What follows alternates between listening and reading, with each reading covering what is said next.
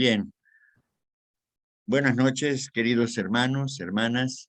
Vamos a dar inicio a la actividad de esta sesión del día de hoy para continuar con el estudio, el análisis de el libro Ocultismo Práctico y de la clave de la teosofía, ambos de la señora Blavatsky. Bien, hoy vamos a hablar acerca de los chelas y de las implicaciones que tiene el estudiar ocultismo. De hecho, los aspirantes a la sabiduría divina pues deben estudiar, comprometerse en el estudio del ocultismo.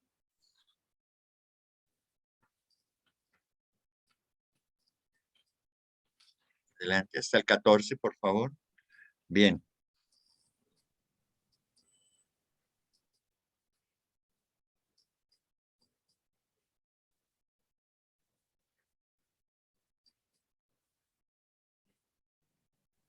Bien.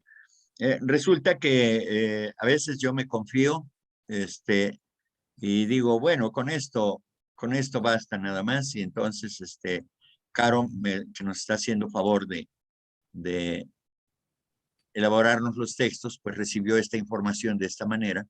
Pero ahora resulta que leyendo todo el texto, encontré que hay varias cosas que hay que tocar en este punto número 14 en todo este texto, que ciertamente es largo, pero vamos a dar inicio con la oración de unidad. Cierren sus ojos y vayan siguiendo con su pensamiento cada una de las frases que voy a pronunciar. Oh vida oculta que vibras en cada átomo. Oh luz oculta que brillas en cada criatura.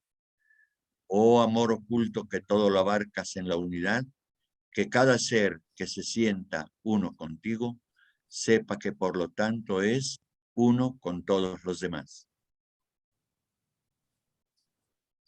Que así sea. Bien, el texto dice lo siguiente. Sin embargo, el interés del lector se concentrará probablemente en quienes sienten invencible atracción hacia el ocultismo, aunque todavía no hayan subyugado sus pasiones, ni mucho menos sean verdaderamente inegoístas. ¿Cómo procede con estos desgraciados, a quienes así desgarran por mitad fuerzas antagónicas? Porque demasiadas veces se ha dicho, para que haya que repetirlo, y es cosa evidente para cualquier observador, que una vez despertado de veras en el corazón del hombre el anhelo por el ocultismo, no le queda esperanza de paz ni lugar de descanso y consuelo en el mundo. Aquí voy a cortar la lectura y efectivamente quien sinceramente ya desea transitar por el conocimiento del ocultismo y llevarlo a la práctica, que es lo más difícil, entonces este hombre empieza a sentir una desgarradora angustia. Empieza la lucha entre el espíritu y la materia. Y eso pues no es sencillo de vencer. Hay que estar preparado. Por ello, después de que al final voy a leer un texto respecto de este punto número 14, voy a leer un texto que está del señor Damodar, que fue un discípulo del maestro KH y que es producto de la Sociedad Teosófica, porque perteneció a la Sociedad Teosófica y prácticamente se convirtió en un adepto en este caso, ¿sí? Entonces, al final de este punto, después de que haga otros comentarios, voy a realizar la lectura con los comentarios de las indicaciones del señor Damodar y las explicaciones que da el hermano Pablo Sender, que es un referente dentro de la Sociedad Teosófica y que él hace los comentarios respectivos al texto del señor Damodar. Bien, Entonces, continúo con la lectura. Una incesante y roedora inquietud que no puede apaciguar lo empuja a las más desoladas y ásperas circunstancias de la vida. Vean ustedes cómo esa desolación mental y emocional llega porque al separarse uno del ambiente que está uno acostumbrado donde está uno acostumbrado a convivir con todo tipo de personas, y cuando uno se aleja de esos ambientes, entonces empieza una batalla tremenda, porque las tentaciones están a cada paso de volver nuevamente a aquello que nos era muy propicio para deslizarnos en los placeres y en todas las conversaciones vanas y demás, y que no requieren ningún esfuerzo, pero aquí ya se requiere un esfuerzo específico para separarse de ese medio. Bien. Su ánimo es demasiado pasional y egoísta para permitirse el paso por las puertas de oro, y no haya pan ni descanso en la vida ordinaria. Así pues, ha de caer inevitablemente en herencia, en hechicería y magia negra, y acumularse durante muchos años un karma terrible. ¿No hay otro camino? Seguramente lo hay. No aspire a mayores cosas que las que se sienta capaz de cumplir. La señora Blavatsky dice en este caso que a nadie se le pide que haga más de lo que puede hacer. La carga que pueda soportar debe hacer el intento de cargarla, de lidiar con esa carga. Si no puede, es mejor abandonar el intento. En cualquier circunstancia, hasta en nuestra vida cotidiana, a veces cometemos excesos en ese sentido. Bien, aunque no llegue a ser un Mahatma, un Buda o un gran santo, si estudia la filosofía y la ciencia del alma, podrá ser un modesto bienhechor de la humanidad, por más que carezca de facultades sobrehumanas, pues los siddhis o facultades del arhat, o sea, son los poderes, se reservan únicamente para los capaces de consagrar su vida al cumplimiento al pie de la letra de los terribles sacrificios que su adquisición requiere. Ha de saber y recordar para siempre que el verdadero ocultismo o teosofía es la incondicional y absoluta renunciación de la personalidad en pensamiento y obra. Es altruismo, y quien lo practica queda enteramente escogido de entre las filas de los vivientes, tan luego como se entrega a la obra, porque no vive para él, sino para el mundo. Sí, efectivamente, cuando, como en la vida del Señor Cristo, cuando aquel hombre le dice que desea seguirlo, y le dice, bueno, pues deja todo y sígueme. Y ese deja todo, pues es deja tus pasiones, es deja tus emociones, tus deseos materialistas y sígueme, porque si no los dejas, no puedes caminar el mismo sendero que yo estoy caminando. Y eso tiene que ver mucho con esto que estamos ahora tratando de comprender y en su momento ponerlo en práctica. Y en ese sentido, dice una lectura de los collected writings de la señora Blavatsky relativo a los chelas. De hecho, el título del artículo se llama Los chelas, y extraje algo de este texto, que es muy largo, pero lo abreviamos. Dice, en efecto, el chela es un ser desafortunado que se ha encaminado a lo largo de un sendero inmanifestado, y como Krishna dice, este es el camino más difícil. Él se da cuenta de que en lugar de ser el vocero constante de su gurú, su soledad en el mundo supera la de los que no son chelas, y su sendero está infestado de peligros que abrumarían a muchos aspirantes si los retratáramos con sus colores naturales. Así que, en lugar de aceptar a su gurú y pasar un examen de admisión con el propósito de conseguir un bachillerato en el arte del ocultismo, bajo la guía y constante amistosa de su maestro, Él fuerza la entrada en un recinto vigilado y desde entonces debe luchar y conquistar o morir. En lugar de que él acepte, debe ser digno de aceptación. Ni siquiera tiene que ofrecer su persona. Este año, uno de los Mahatmas ha escrito: no se precipiten hacia nosotros por entrar en el estado de chela. Esperen hasta que éste inunde su conciencia. Aquí aplicaremos de aquello de que el maestro aparece cuando el discípulo está preparado, no antes, porque eso hace mucho daño. Haría mucho daño, porque por supuesto que los maestros cuidan ese aspecto de manera puntual, porque ellos no pueden permitir que alguien se haga discípulo de ellos, que aceptarlo como discípulo, porque le haría mucho daño a quien no está preparado. Es menester prepararse primeramente para poder acceder a esa cercanía de esas enseñanzas. En este caso se convierten en muy peligrosas, en un peligro para el aspirante. Los poderes de los chelas varían en armonía con su adelanto y todos deberían saber que si un chela o discípulo tiene algún poder, entre comillas, no se le permite usarlo, sino en casos excepcionales y jamás puede ufanarse de poseerlo. Consecuentemente, los neófitos tienen virtualmente los mismos poderes que un ser común y corriente. En efecto, la meta que le depara al chela no consiste en adquirir un poder psicológico, ya que su tarea principal es despojarse del sentido imperante de la personalidad, el espeso velo que nos oculta la parte inmortal, el verdadero ser. Mientras que él permita a este sentimiento permanecer, seguirá acodándose ante la puerta del ocultismo, incapaz de ir más allá.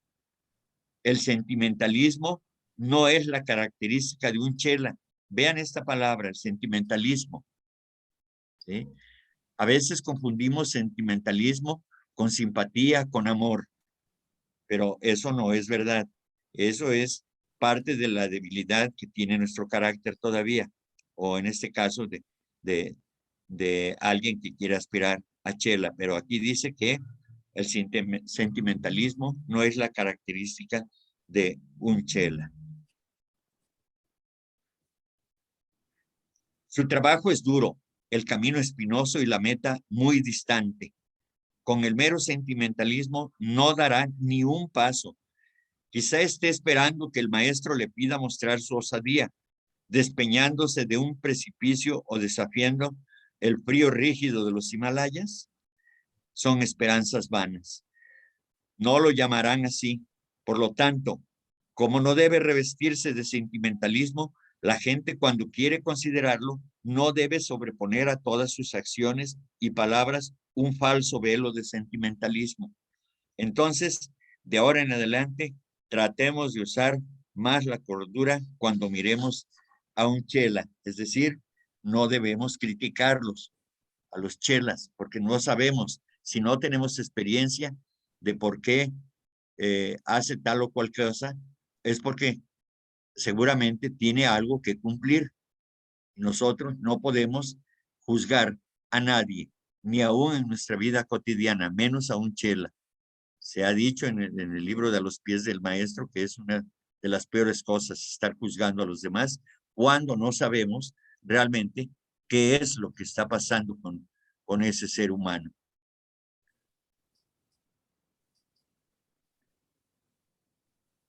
Para esta preparación, para llegar a ser un chela aceptado, hay un buen trecho, un camino difícil que hay que andar. Y para ello se vale de las tapas, la cual quiere decir que estas tapas son practicar, el tapas es sentarse para la contemplación. Por esto los ascetas son llamados muchas veces tapasas. Tapas es uno de los elementos del yoga preliminar o kriya yoga y significa ayuno, penitencia, austeridad, mortificación y otros medios encaminados a subyugar el cuerpo. ¿Eh? es tan importante esta práctica? Porque es la preparación. Efectivamente, el Kriya Yoga es el yoga preliminar o preparatorio. Consiste en la práctica de los medios preparatorios que conducen al verdadero yoga y comprende la mortificación, el estudio y el propio abandono al Señor, es decir, al yo interno. Estas prácticas tienen por objeto afirmar la concentración a través de samadhi y disminuir los obstáculos y distracciones. A esto pudiéramos llamarle el yoga práctico, pero esta interpretación es correcta y puede inducir a error. Otro de los aspectos en esta preparación es el svadhyaya, que es el estudio de los Vedas, en este caso, en voz baja, lectura o estudio de libros piadosos, la pronunciación repetida en voz baja del sagrado monosílabo Om. Bien, todo esto es parte de la preparación antes de ser aceptado. Y luego, cuando habla de que debe abandonarse al Señor, es entrar en Isvara Pranidhana, que es el propio abandono o sumisión al Señor, que es el yo superior.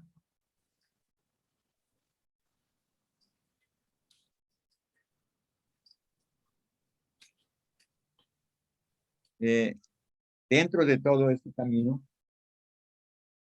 es preciso que tengamos en cuenta lo que el señor Damodar nos comenta aquí, como son recomendaciones para uno de los discípulos, y dice lo siguiente. Cuando pensamos en Damodar, esto dice Pablo Sender, uno de los pensamientos más prominentes que nos vienen a la mente es el de un chela o discípulo exitoso. Damodar se hizo miembro de la Sociedad Teosófica en 1879 y poco después se convirtió en el chela del maestro KH. Unos 5 años y medio después, en febrero de 1885, dejó Adyar tras haber obtenido el permiso de su maestro para ir a su ashram en el Tíbet. Según HPB, allí experimentó su periodo final de probación. En junio de 1886, 7 años después de que Damodar se hiciera miembro de la Sociedad Teosófica, el maestro KH escribió al coronel Olcott y de esta carta podemos deducir que la aprobación de Damodar, aunque excepcionalmente dura, había tenido éxito.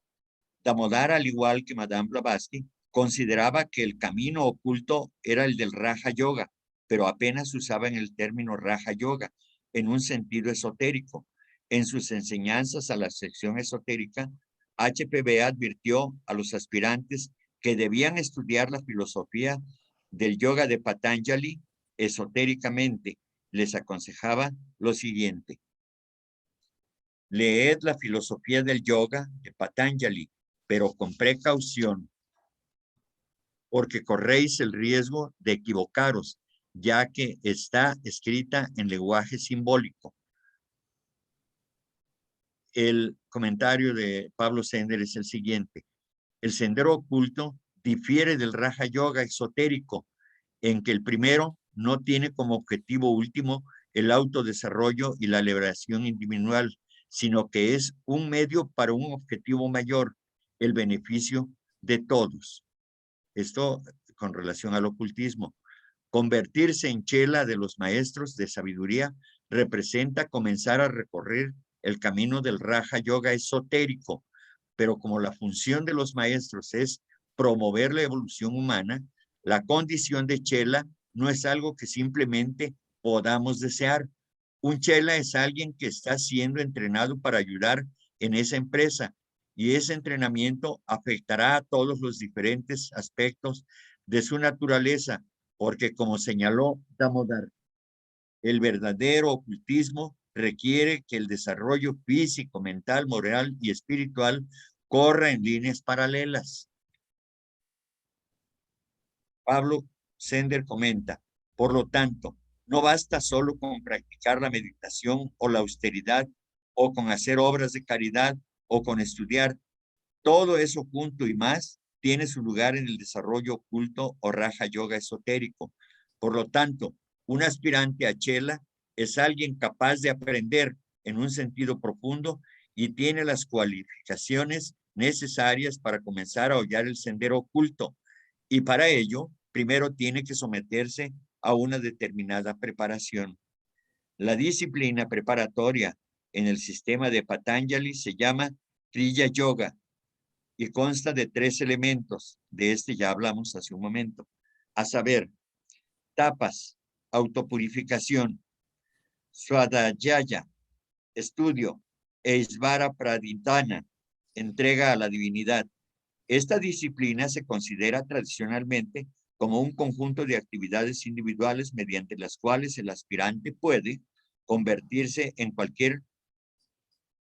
alguien apto para seguir su propio camino del yoga. En sus escritos, Damodar escribió sobre la preparación para convertirse en chela de los maestros de sabiduría y, como veremos, se refería a esta práctica preliminar, aunque desde una perspectiva ocultista. En un sistema integral de desarrollo, como es el sendero oculto, estos elementos están entremezclados que es difícil separar, están tan entremezclados que es difícil separarlos, pero hemos de hacerlo en otras de las áreas de la presentación para poder ofrecer una exposición clara. Sin embargo, es aconsejable que todos los interesados en el tema lean después los artículos originales en su forma completa. La autopurificación o tapas. El primer requisito para ello, para el Raja Yoga, es la pureza completa del corazón. Bien podría decir el estudiante de ocultismo con Zoroastro que la pureza de pensamiento, la pureza de palabra y la pureza de acción son esenciales para quien quiere elevarse por encima del nivel ordinario y unirse a los dioses. La autopurificación es un elemento esencial en el sendero. Algunas personas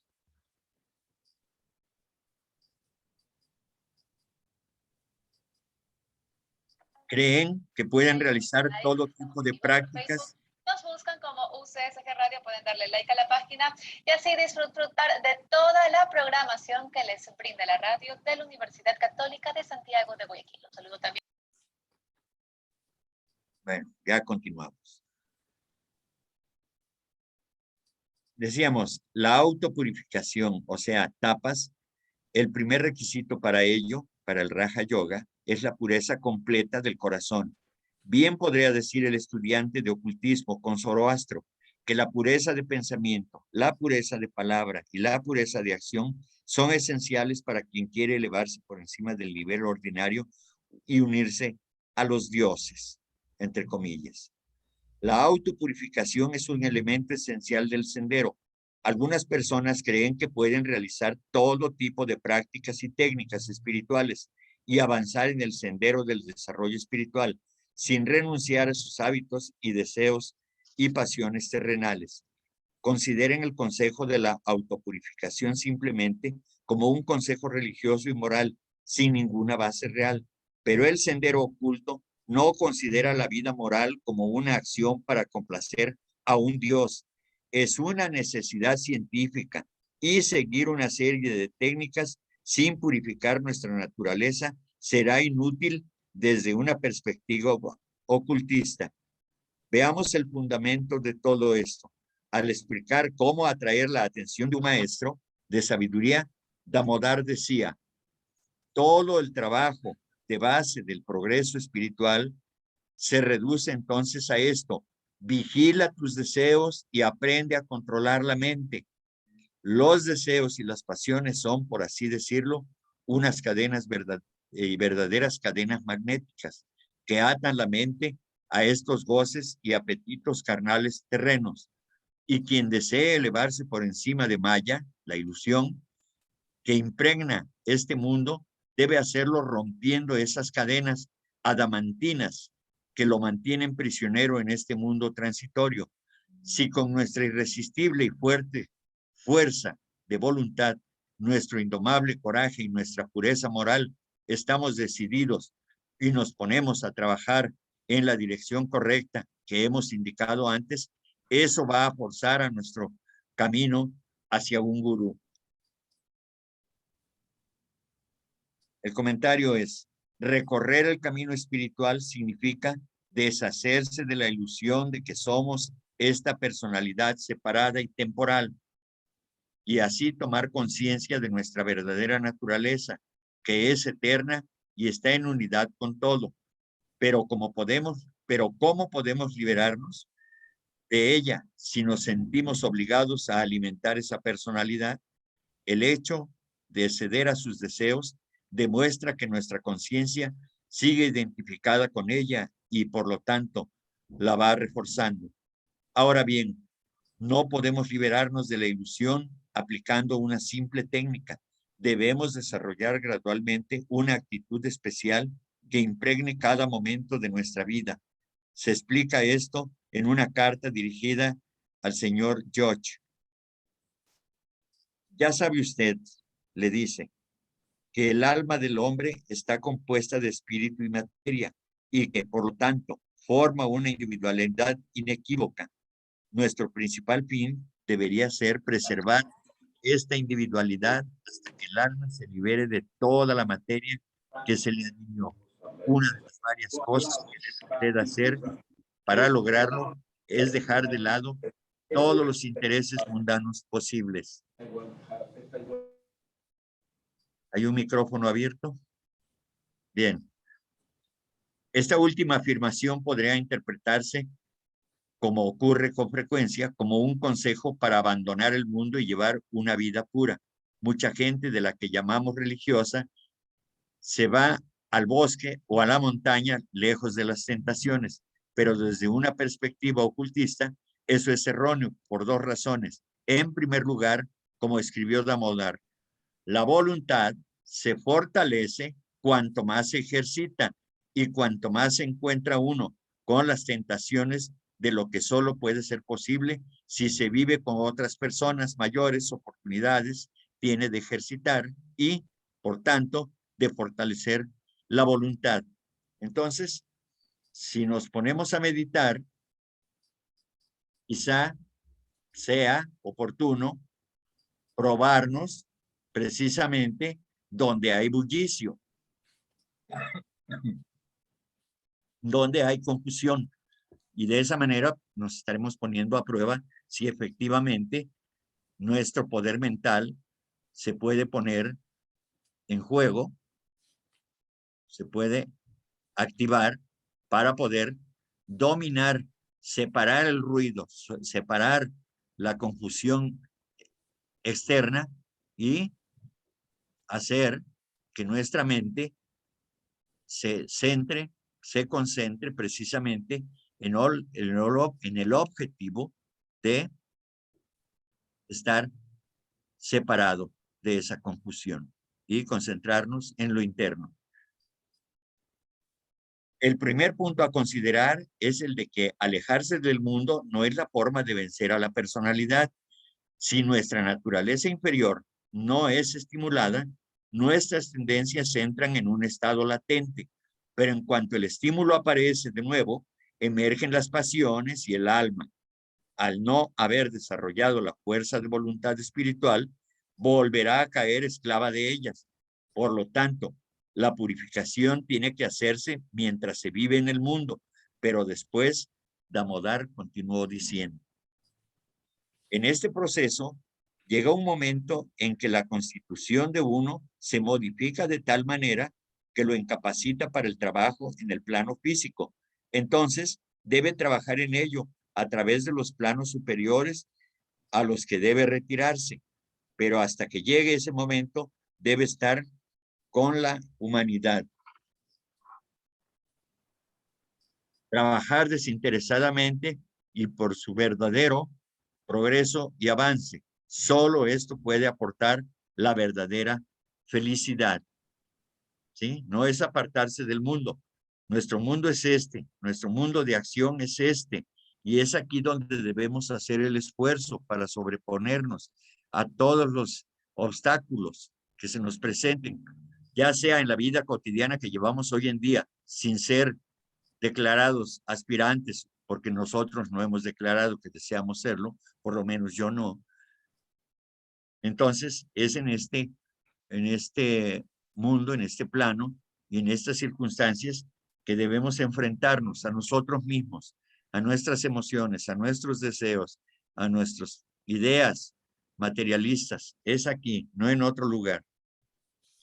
El segundo punto, tal vez más importante, es que, como hemos dicho ya, el sendero oculto está destinado a ayudar a la humanidad, y examinaremos esto con más detalle más adelante. Y por lo general, el objetivo de una persona que se retira es solo el de trabajar en su propia liberación. No le interesa a nadie más. Ahora bien, una vez que el chela se convierte en adepto, ya no tiene ninguna lección que aprender del mundo, y además puede trabajar mejor para la humanidad estando fuera del mundo, porque ahora tiene los medios para trabajar en el plano espiritual. Pero hasta ese momento, el retiro es inútil, excepto si se hace por periodos limitados, y frecuentemente es un acto egoísta. Esa es probablemente la razón por la que el Mahatma M hizo una declaración bastante sorprendente. Dice: hay cientos de miles de faquires, sannyasis y sadhus que llevan la vida más pura, y sin embargo, estando como están en el camino del error, nunca han tenido la oportunidad de conocernos, vernos o siquiera oír hablar de nosotros. El último punto que quiero mencionar aquí es que, además del trabajo que un chela suele realizar para ayudar a la humanidad de diferentes maneras, el mismo proceso de autopurificación, de lucha contra el mal dentro de su naturaleza, es un verdadero servicio, porque nosotros, como seres humanos, somos una unidad, y cada vez que alguien vence una tendencia maligna en él, toda la humanidad comparte el premio.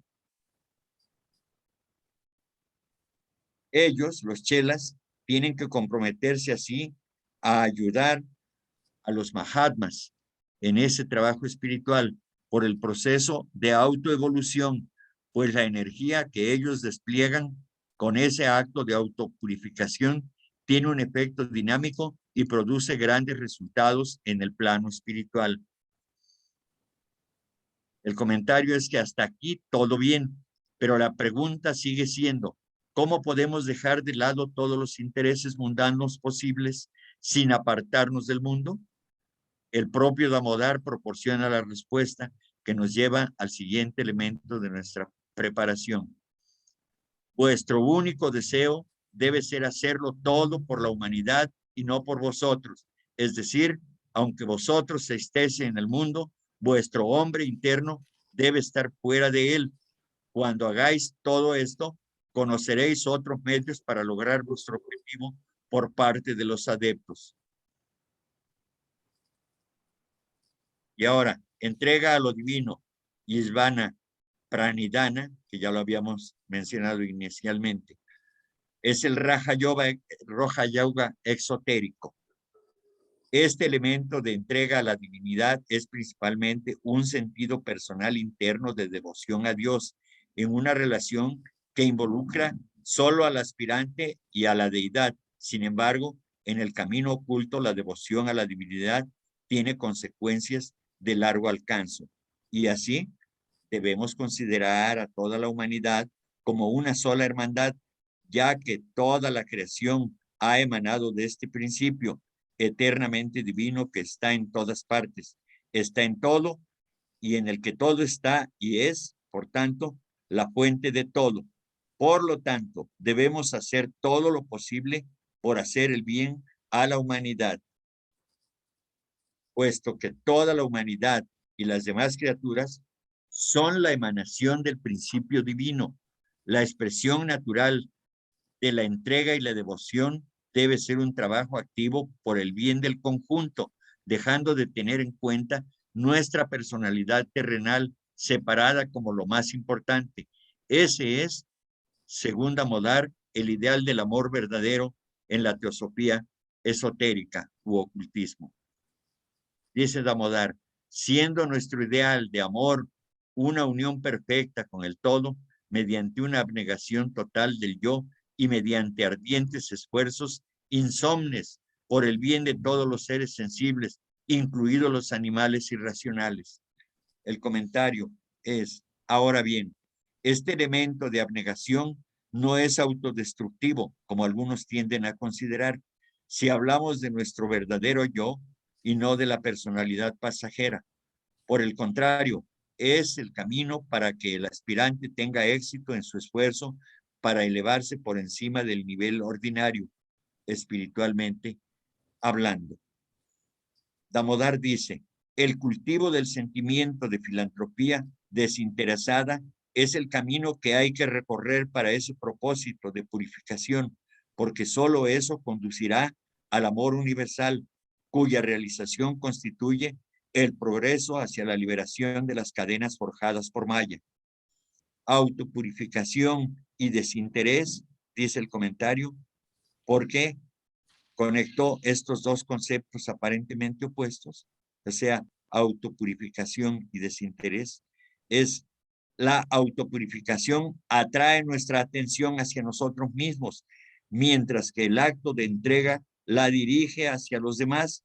Por muy opuestos que parezcan, solo la combinación de ambos nos proporcionará el posicionamiento exacto para llevar a cabo nuestra preparación para el camino oculto, porque esta idea y esta actitud de altruismo o desinterés, cuando es genuina, contribuye necesariamente a purificar nuestra naturaleza. El motivo de nuestra purificación no es una ambición personal de desarrollo espiritual, entre comillas, o de entrar en contacto con un maestro. El sentimiento de que nuestros defectos son un obstáculo para el bien general es lo que nos da la fuerza para deshacernos de nuestra naturaleza personal. Constituye la base correcta para una verdadera moral. De lo contrario, lo que llamamos moral y adquisición de virtudes podría ser solo una nueva ambición egoísta que actúe sobre nuestra naturaleza externa, dejando el yo intacto. Por lo tanto, la manera de dejar de lado todos los intereses mundanos que podamos, sin retirarnos a un lugar aislado, será a través de una abnegación total del yo y mediante ardientes esfuerzos insomnes por el bien de todos los seres sensibles. Finalmente, este sentimiento de amor universal es también el fundamento para la adquisición del verdadero conocimiento espiritual, es decir, Brahma Vidya.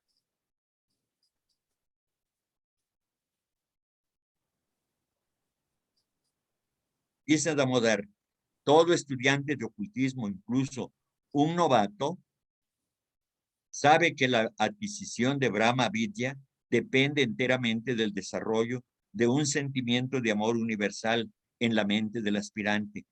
Los yoga siddhis, es decir, poderes psíquicos, son solo los accesorios de Brahma Vidya, es decir, de la teosofía esotérica, cuya adquisición está guiada solamente por la filantropía desinteresada y el amor universal.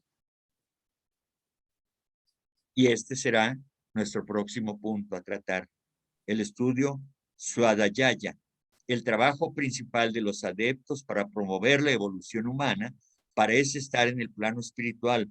Por lo tanto, el Chela tiene que aprender a alcanzar su naturaleza superior, primero, para poder ayudar a la humanidad en ese plano después. En otra carta dirigida a George, Damodar dice que el primer paso en el ocultismo es eterealizar, es decir, espiritualizar nuestra naturaleza, y pregunta, Damodar, ¿cómo podemos eterealizarnos a nosotros mismos obteniendo el conocimiento de las fuerzas de la naturaleza? En una palabra, estudiando el ocultismo. Y así como un paso os lleva a un cierto progreso, más conocimiento os llevará a un mayor progreso. Cuanto más estudie y comprenda el ocultista la acción de las fuerzas de la naturaleza, más podrá beneficiar a la humanidad. El comentario es que esto lo escribió lo anterior para hablar de un proceso que el ocultista debe experimentar basado en su conocimiento oculto. La exposición de ese proceso está fuera del alcance de este artículo, pero el punto que quiero destacar aquí es la necesidad del conocimiento como base para el trabajo práctico. Se trata de la preparación del aspirante, no del trabajo de un ocultista, y el aspirante aún no es lo suficientemente puro como para manejar el conocimiento práctico sin riesgo. ¿Cuál es entonces tu tarea en relación con el conocimiento oculto? Dice Damodar, antes de que una persona pueda tener el privilegio de ser admitida como chela, incluso, tiene que pasar por una sucesión de vidas y prepararse de forma teórica para la tarea, que es lo que estamos haciendo nosotros. Estamos viendo todo lo que es la teoría, para que cuando lleguemos a ser un aspirante, ya tengamos conciencia, por lo menos, si no recordamos todo esto que estamos estudiando y analizando, ya tengamos por lo menos ese conocimiento, porque este conocimiento se va a quedar en nuestra aura, es decir, en la parte del aura que llamamos la luz astral, y desde luego en la luz astral del planeta. Y entonces lo recordaremos más fácilmente cuando llegue el momento.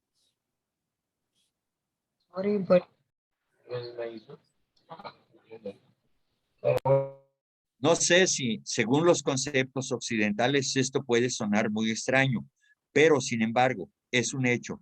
El hombre tiene que estudiar de forma teórica primero y desarrollar dentro de sí mismo este germen del adeptado antes siquiera de esperar poder acercarse al santuario secreto en cualquier capacidad. Tenemos aquí el tercer elemento del yoga preparatorio, el estudio, Swadhyaya. El estudio del ocultismo desarrolla su aspecto intelectual y le enseña los principios generales sobre los cuales trabajará en el futuro como ocultista. Y aunque esto ocurra en otra vida, el alma retiene el conocimiento y eso le permite al aspirante recuperar rápidamente el conocimiento en cada uno de sus nuevos cuerpos. Es algo que ya habíamos mencionado. En la tercera parte de su artículo sobre la contemplación, Damodar dice que el estudiante debe aprender primero los axiomas generales del ocultismo, pero este aprendizaje es algo más que la mera lectura o acumulación de información y construcción de una filosofía intelectual basada en la comprensión de otra persona. El aspirante tiene que hacer su propio trabajo si éste va a formar parte de su preparación para el camino oculto. Por lo tanto, describió este proceso de aprendizaje en los siguientes términos. Lo que el estudiante tiene que hacer primero es comprender estos axiomas y empleando el método deductivo, proceder de lo universal a lo particular. Luego tiene que razonar desde lo conocido a lo desconocido y ver si el método inductivo de procedimientos desde lo particular a lo universal apoya estos axiomas. Este proceso constituye la primera etapa de la verdadera contemplación. El estudiante debe comprender primero el tema intelectualmente antes de esperar realizar sus aspiraciones.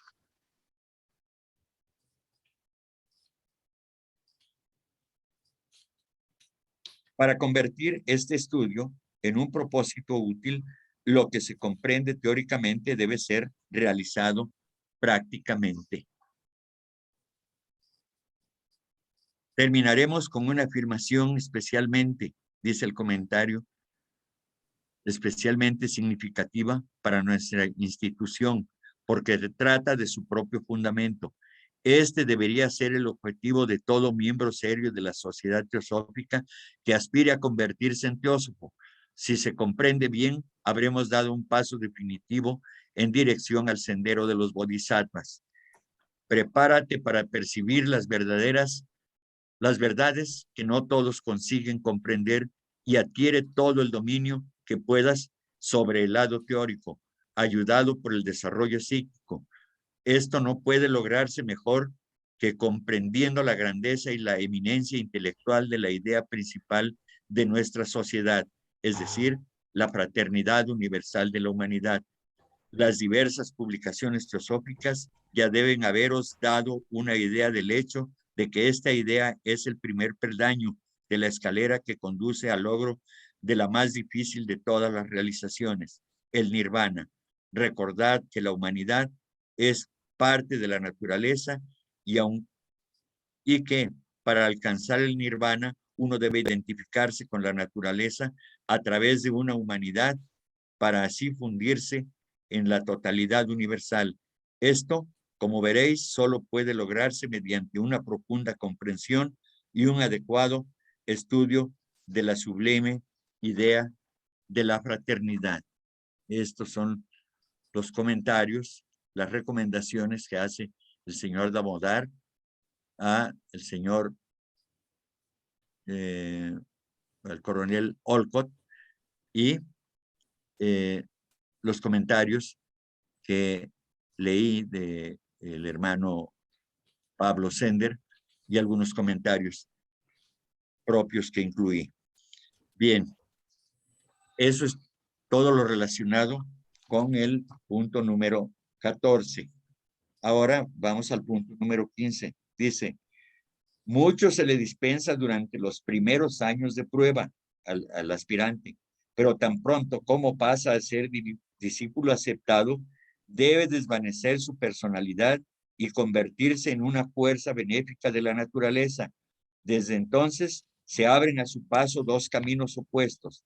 Ha de ascender trabajosamente, paso a paso, durante numerosas encarnaciones, sin intervalo de bachánico, por la áurea escala que conduce al arhatado, o al dar el primer paso en falso, resbalará escala abajo, rodando hasta el fondo de la magia negra. Bien. ¿Qué es eso? En este sentido,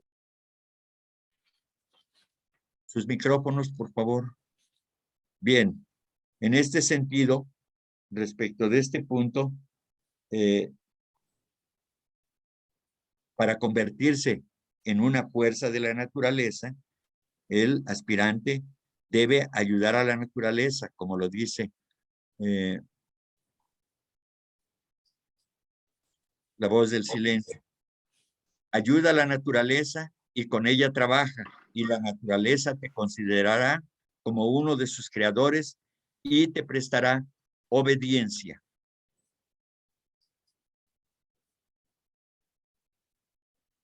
Y ante ti abrirá de par en par las puertas de sus recintos secretos y pondrá de manifiesto ante tus ojos los tesoros ocultos en las profundidades mismas de su seno puro y virginal, no contaminados por la mano de la materia.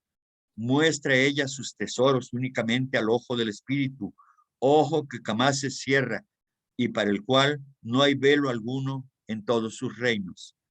Entonces te indicará los medios y el camino, la puerta primera y la segunda y la tercera hasta la misma séptima, y luego te mostrará la meta, más allá de lo cual hay, bañadas en la luz del sol del espíritu, glorias inefables, únicamente invisibles para los ojos del alma. Solo existe una vereda que conduzca al sendero. Solo al término de ella puede oírse la voz del silencio. La escala por la cual asciende el candidato está formada por peldaños de sufrimiento y de dolor. Estos únicamente pueden ser acallados por la voz de la virtud. Ay de ti, discípulo, si queda un solo vicio que no hayas dejado atrás, porque entonces la escala cederá bajo tus plantas y te precipitarás. Su base descansa en el profundo senegal de tus pecados y defectos, y antes que pueda aventurarte a cruzar este ancho abismo de materia, tienes que lavar tus pies en las aguas de la renunciación. Sé precavido, no sea que pongas un pie todavía manchado en el peldaño inferior de la escala. Ay de aquel que se atreva a ensuciar con sus pies fangosos un escalón tan solo. El cieno inmundo y pegajoso se secará se hará tenaz, pegará sus pies en aquel sitio y como el pájaro cogido en la liga del cazador astuto, quedará imposibilitado para un nuevo progreso. Sus vicios adquirirán forma y le arrastrarán hasta el fondo. Sus pecados levantarán la voz, semejante a la risa y al plañido del chacal después de la puesta del sol. Sus pensamientos se convertirán en un ejército y se lo llevarán tras de sí como un esclavo.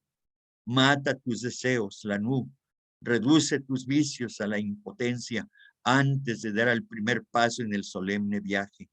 Ahoga tus pecados, enmudécelos para siempre antes de levantar un pie para subir la escala. Aquieta tus pensamientos y fija toda la atención en tu maestro, a quien todavía no ves, pero a quien tú sientes. Hunde tus sentidos en un solo sentido, si quieres estar seguro contra el enemigo, por medio de este sentido único que está oculto en la concavidad de tu cerebro, es como puede mostrarse ante los ofuscados ojos de tu alma el escarpado sendero que a tu maestro conduce. Es decir, cuando dice por medio de este sentido único que está oculto en la concavidad de tu cerebro, se refiere a la glándula pineal, al chakra Sahasrara, ¿verdad? Que es el que, en el que está anclada la vida de todo ser humano y que necesariamente tenemos que desarrollarlo para poder tener esa conexión con el yo superior, nuestro maestro interior.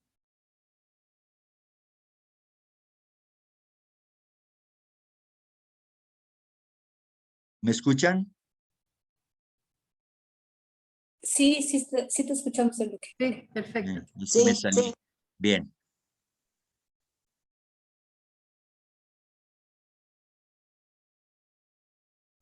Sigue diciendo en la voz del silencio y la señora Blavatsky, que es la portavoz del maestro. Ten buen ánimo, discípulo. Acuérdate de la regla de oro. Una vez que hayas pasado por la puerta Srotapati, el que ha entrado en la corriente, una vez que haya hollado tu pie el lecho de la corriente nirvánica, en esta o en alguna vida venidera, no tienes más que otros 7 nacimientos ante ti, oh tú de voluntad diamantina. Srotapati quiere decir el que ha entrado en la corriente que conduce al océano nirvánico. Este nombre indica el primer sendero. El nombre del segundo es sendero de Shakridagamin, el que recibirá nacimiento solo una vez más. El tercero se llama Anagamin, el que no se reencarnará más, a no ser que lo desee con el objeto de auxiliar a la humanidad. El cuarto sendero es conocido con el nombre de Rahat o Arhat y es el más elevado. El Arhat ve el nirvana durante sus vidas. Para él no hay ningún estado post-mortem, sino el samadhi, durante el cual experimenta él toda la bienaventuranza nirvánica.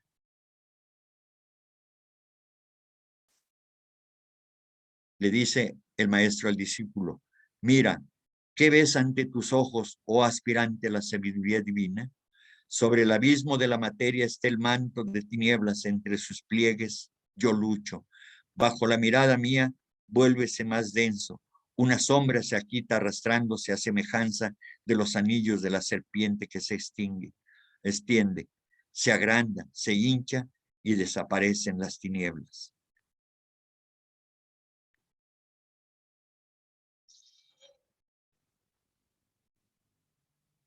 Más adelante dice, ha llegado a su término la penosa tarea. Tus trabajos han casi concluido.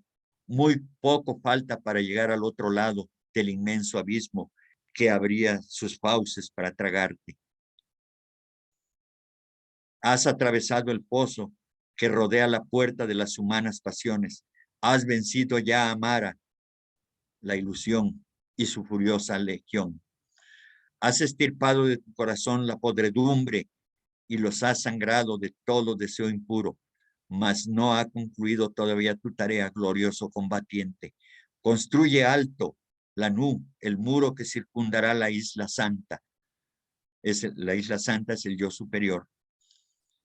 El dique que protegerá tu mente del orgullo y de la satisfacción al pensar en la grande hazaña llevada a cabo.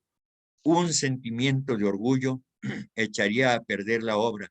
Sí, constrúyelo fuerte, no sea que en su furioso embate las olas que suben al asalto y baten las orillas desde el océano del gran mundo de Maya traguen al peregrino y la isla. Sí, aún después de haber conseguido la victoria.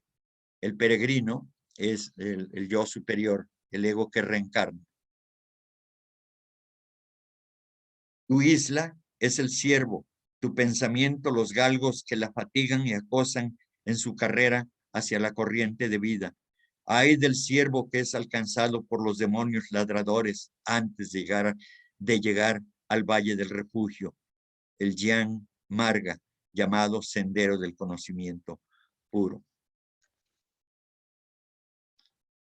Aquí podemos ver cómo una vez que se está acercando a ser un discípulo aceptado, el aspirante se enfrenta cada vez a poderes más fuertes, más extraordinarios, a poderes que sobrepasan quizá sus fuerzas. Y este es el gran reto que tenemos nosotros, siquiera para llegar a ser un aspirante al sendero de espiritual, al sendero donde solo caminan aquellos que han logrado vencer la personalidad. Bien, creo que hasta aquí lo vamos a dejar. A partir de la próxima sesión, perdón, la próxima sesión reiniciaremos a partir del punto 16. Me extendí mucho y quise leerles todas las consideraciones que hace el señor Damodar al discípulo y los comentarios de Pablo Sender porque me pareció muy clara, muy aleccionadora y que nos permite tratar o tener más facilidad para comprender estos conocimientos. Si tienen alguna pregunta respecto de lo que hemos expuesto o alguna cooperación, alguna colaboración de parte de ustedes, es bienvenido.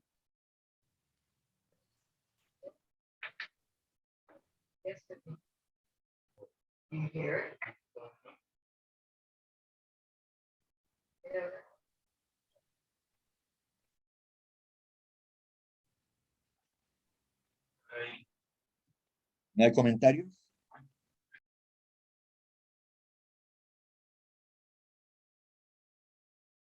A ver, no veo. Pues creo que no. O acabaron todos confundidos o gloriosamente todos entendimos todo. No, bueno, Enrique, lo que nos da a entender toda la lectura que es un camino bien difícil, complicado, donde hay que poner mucho esfuerzo y que cada quien va a lograr a medida de su sacrificio. Nada se da gratis y que también es fácil si no se tienen los principios básicos bien sólidos y con una voluntad fuerte, desviarse hacia la magia negra y hacia la hechicería, que de repente por cualquier cosa, atracción, cualquier deseo, puede desviarse del camino verdadero. Sí. Gracias. Sí, esto sucede, como vimos en las explicaciones, y esto último que dije, cuando alguien está tratando de elevarse hacia la espiritualidad, las fuerzas contrarias, las fuerzas de la materia, del egoísmo, como se les llama, las fuerzas oscuras de la naturaleza, están actuando. Y entonces el trabajo que tiene que hacer el aspirante al sendero tiene que multiplicarse. Y entonces, pero se fortalece a través de la emisión de las energías que los maestros de sabiduría están enviando todo el tiempo. Eso es lo que nos ayuda. Si los maestros de sabiduría no estuvieran presentes con sus energías, el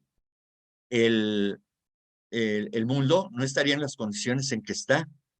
Si tuvieran libre paso las fuerzas del mal, las fuerzas oscuras, ¿verdad? Entonces, el imperialismo, perdón, el egoísmo imperaría con toda su fuerza sobre las mentes y las emociones de los seres humanos, y la humanidad estaría mucho más perjudicada en este sentido, ¿sí? Entonces, debemos tener conciencia de que debemos gratitud permanente y eterna a los grandes seres que están protegiendo al planeta y por ende a nosotros mismos también. Entonces, sobre todo en esta etapa que estamos pasando, que nos toca vivir en el Kali Yuga, las fuerzas oscuras están a todo poder.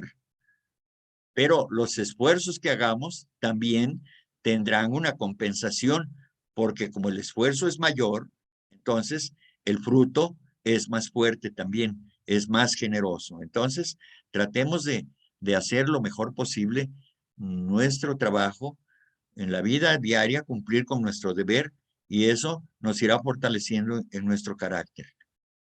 Cumplir cada uno con el deber que tiene frente a sí, en lo familiar, en lo laboral, en lo social, y eso nos da oportunidad de fortalecernos.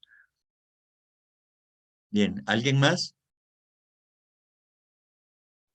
Muchas gracias, Enrique. Buenas noches a todos. Buenas noches.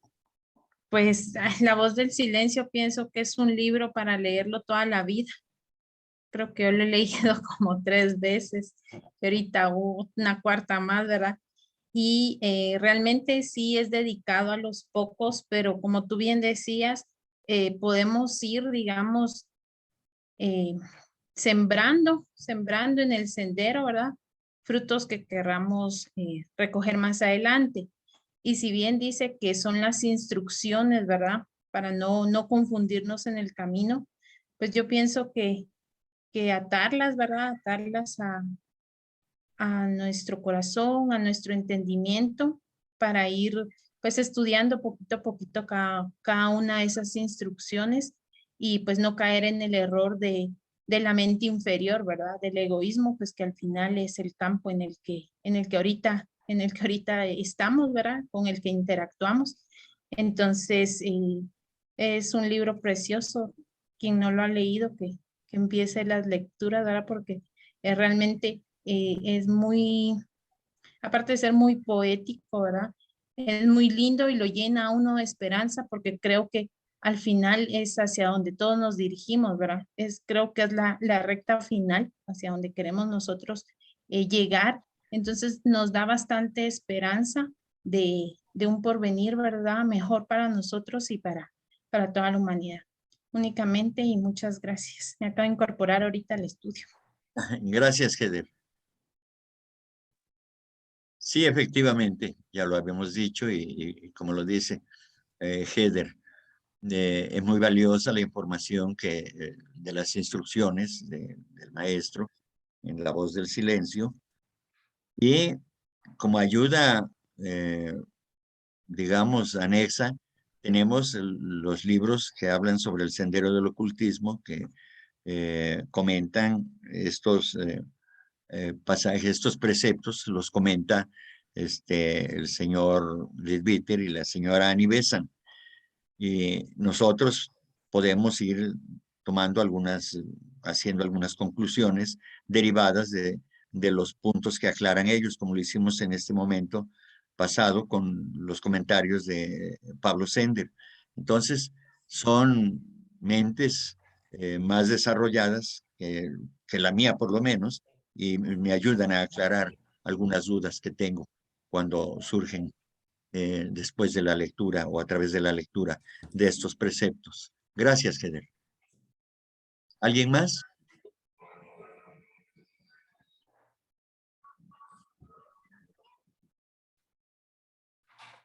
Bien, pues creo que ya no Una tenemos. pregunta, por favor.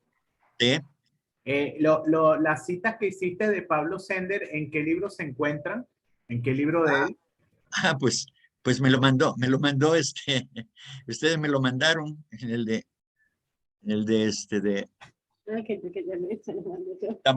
Damodar y la preparación para el sendero oculto. Me lo mandó, Ok. sí, me lo mandó Carolina. Ah, Sí, que fue una súper gran ayuda, la verdad, porque sí, tiene puntos muy importantes, pues si son dados por Damodar, y luego los comentarios de Pablo Sender, que tiene Ahora un yo se poder lo mando mental. a él. Sí, por Ahora favor. se lo mando. Sí, Y a mí también, por favor, yo iba a preguntar eso. ¿Que sí, dónde podríamos encontrar las citas eh, de Damodar? envíalo al grupo, por favor, Caro. Con gusto. Sí, muchas gracias. Sí, hay material para, para reflexionar ahí mismo. Muy bien. Aprovecho para decirles que por ahí les enviamos durante el día el libro de el, la vida desde el nacimiento de Jesús hasta su ascensión, ¿sí? Es que yo estaba enviando algunos fragmentos de esa enseñanza.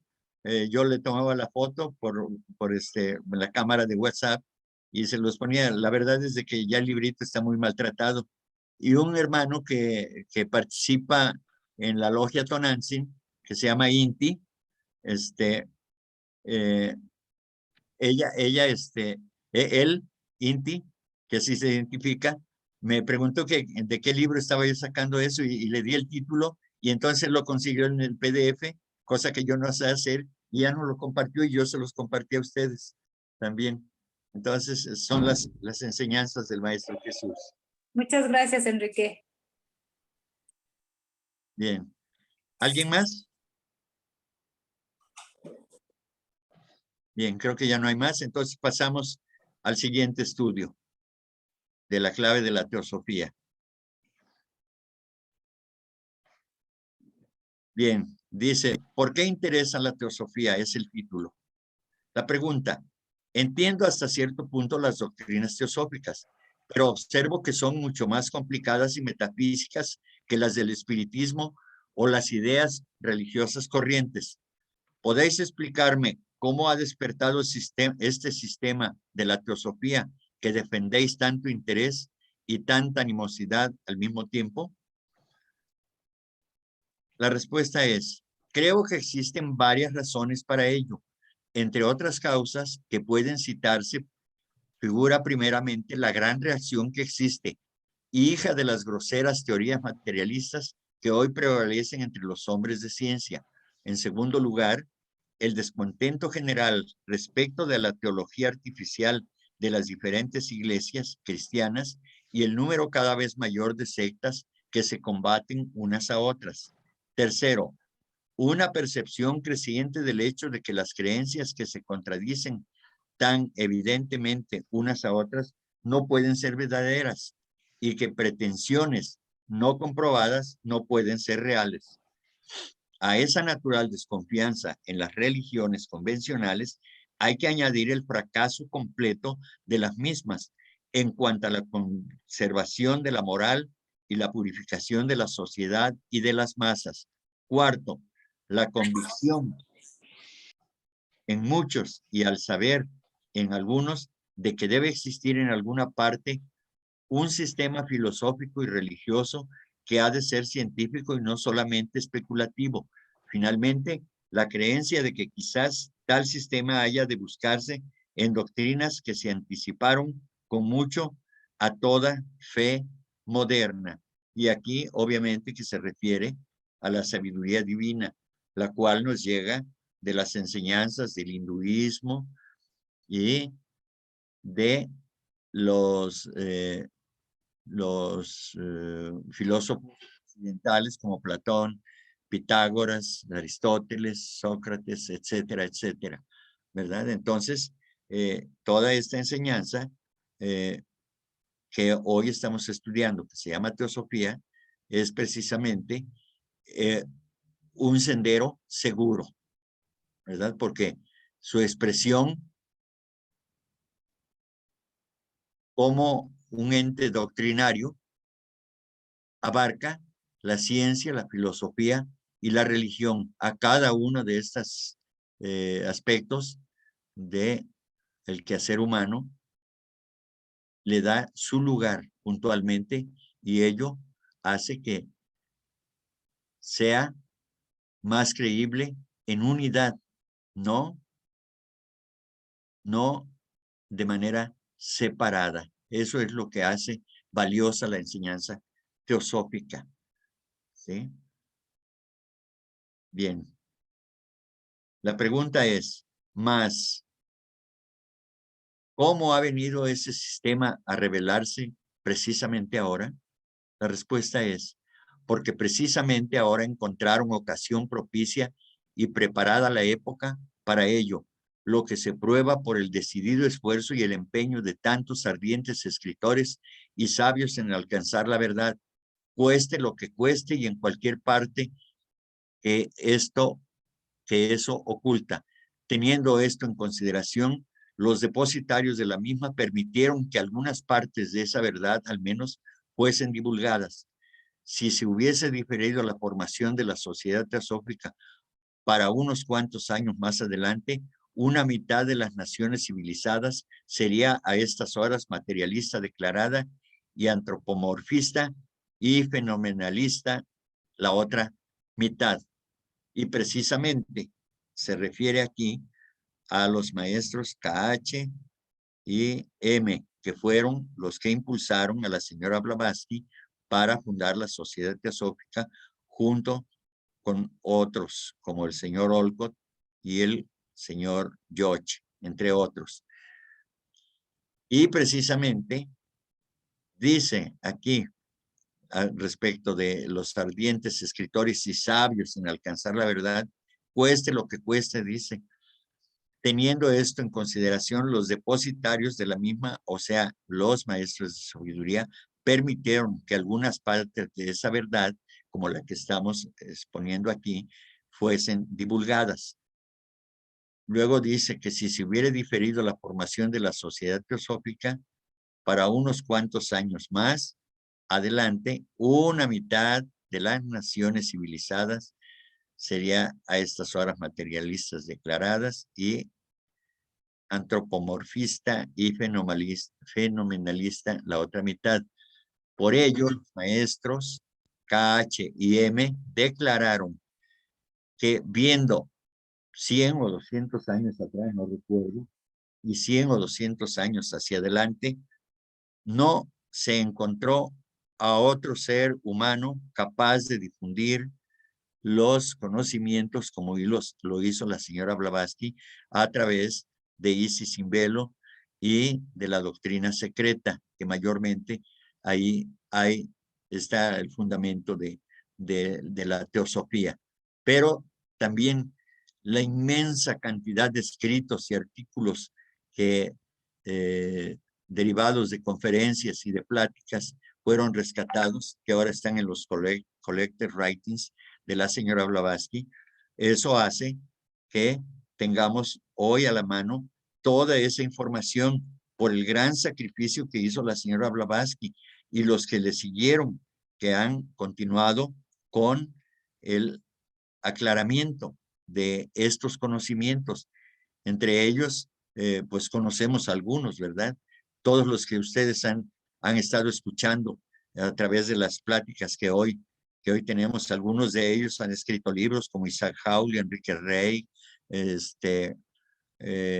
Pablo Sender, del que acabamos de hacer uso de sus comentarios, el señor Walter Ballesteros y otros más, ¿no? Bueno, hablo de los más actuales, ¿no? Porque de la segunda generación, de los llamados segunda generación de teósofos, pues encontramos varios autores también y que han tratado de ayudar, que nos han ayudado aclarando precisamente aquellos conceptos que para los seres humanos normales o ignorantes, como lo soy yo, pues son una luz sus explicaciones para poder comprender esto. Y así vamos. Dice la señora Blavatsky que los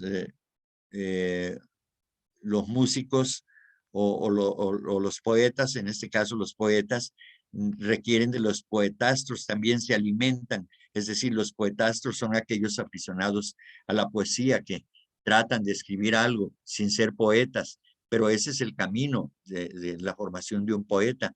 Asimismo, también un maestro de sabiduría se forma a través del sufrimiento, a través del dolor y del placer y de las cosas buenas y de las cosas elevadas, y es una combinación, una miscelánea de circunstancias que van haciendo del ser humano un ser humano más completo, aunque más complejo, sí más completo espiritualmente hablando.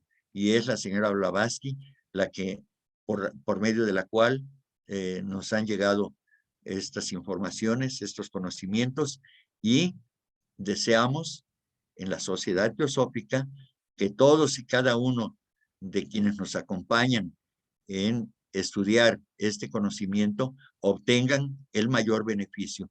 Para eso fue fundada la sociedad teosófica, para eso es la teosofía, y encuentra en la sociedad teosófica un instrumento más para la manifestación de estos conocimientos. Bien. ¿Tienen algo que decir aquí?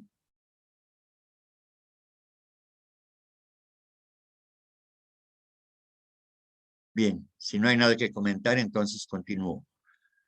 ¿Hemos de considerar a la teosofía en algún modo como una revelación?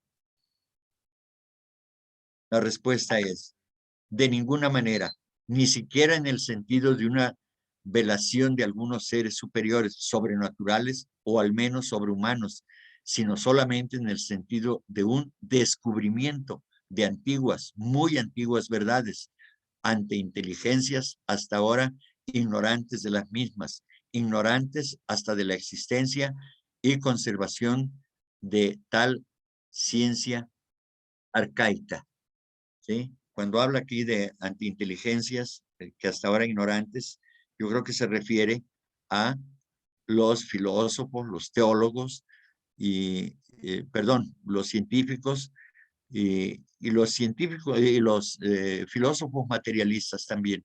Sí, filósofos materialistas, científicos materialistas y teólogos materialistas. Yo creo que a eso se refiere, que aunque son grandes inteligencias, pero no relacionan ese conocimiento en su respectiva esfera de donde se desarrollan con el espíritu. Entonces, falta la unión de la materia o del sentido materialista con el sentido espiritual para que poco a poco se vayan conjugando estos dos aspectos de tal manera que cada día tengamos la oportunidad de ir acercándonos más hacia estas verdades, ¿sí? Porque si ya hay un desarrollo intelectual, ahora ese desarrollo intelectual habrá que encaminarlo a la espiritualidad. Habéis hablado de animosidad. Si la verdad es tal como la representa la teosofía, ¿por qué ha encontrado tanta oposición y poca aceptación en general? Por muchas y diversas razones, una de las cuales consiste en el odio que sienten los hombres a las innovaciones, entre comillas, como suelen llamarlas. El egoísmo es esencialmente conservador y odia que lo molesten. Prefiere la mentira fácil y cómoda a la verdad más grande, si requiere esta última un sacrificio personal, por insignificante que sea. Me detengo acá. Efectivamente, el egoísmo corresponde a la materia, y recordemos que la materia quiere retener, absorbe, detiene. El egoísmo es parte de ese materialismo, y el materialismo es un contenedor de materia, por supuesto, y de egoísmo, y de vanidad, y de orgullo, y de todo lo que concierne a la personalidad. Entonces, a través de la teosofía, Se trata de que vayamos al conocimiento del Espíritu y por medio de ello, de ese conocimiento, hagamos lo necesario para elevar nuestra condición materialista actual, que ciertamente nos lleva por el sendero del dolor. Bien. Grande es el poder de la inercia mental cuando se trata de algo que no produzca un beneficio y recompensa inmediatos. Es decir, que siempre estamos esperando un beneficio, una recompensa inmediatos, pero ha de ser para nosotros. Y en eso consiste el egoísmo. Nuestra época es eminentemente antiespiritual y práctica. Además, hay que tener en cuenta la índole especial de las enseñanzas teosóficas, la naturaleza eminentemente abstracta de sus doctrinas, algunas de las cuales contradicen abiertamente muchas extravagancias humanas tenidas en aprecio por los sectarios y que han penetrado en el corazón mismo de las creencias populares. Si a esto se agregan los esfuerzos personales y la gran pureza de vida exigidos a los que aspiran a figurar entre los discípulos del círculo interior y la clase muy limitada de personas a las que atrae un código o reglamento enteramente desinteresado y altruista, se comprenderá fácilmente por qué está destinada la teosofía a una labor tan lenta y tan ruda.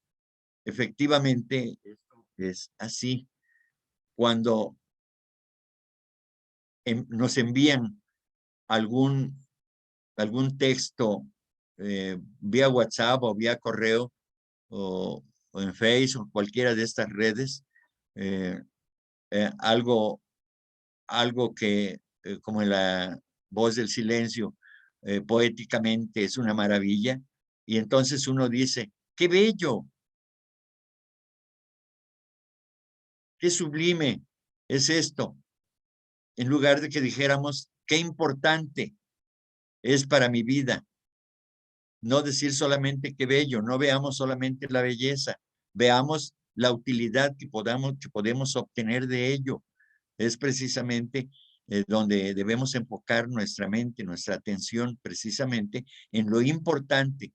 Lo bello es interesante, quien lo dude, pero debemos de enfocar nuestra mente y asumir una actitud que nos permita verlo como algo importante para nuestros esfuerzos personales, que nuestros esfuerzos personales obtengan el fruto que nosotros deseamos obtener, la aspiración a elevarnos por encima de la condición que nos encontramos actualmente.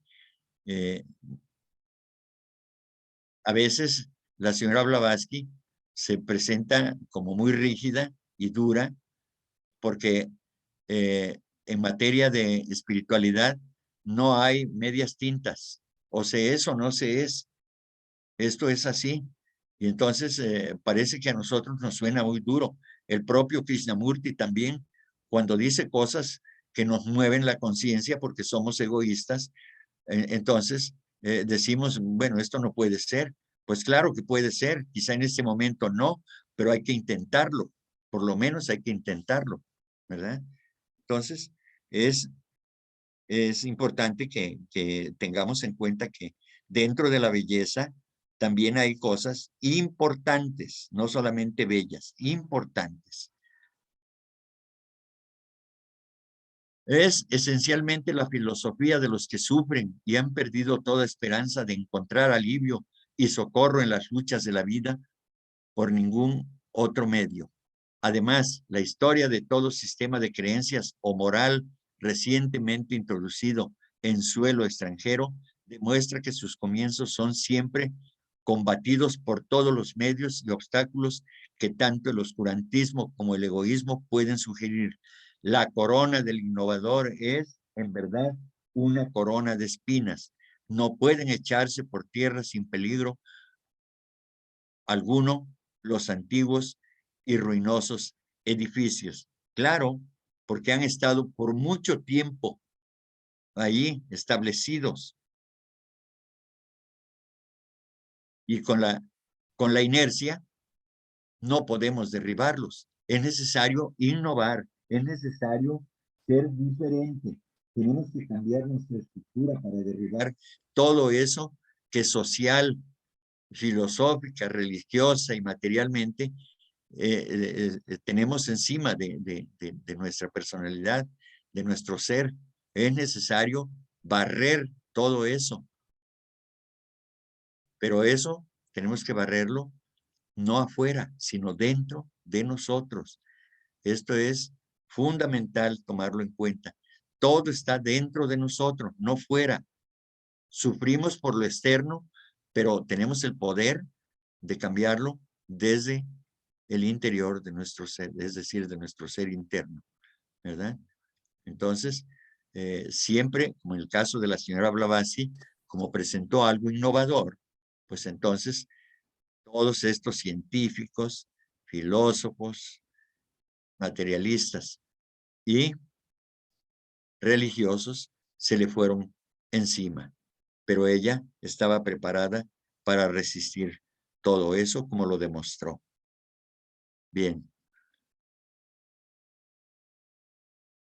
¿Algo que decir aquí?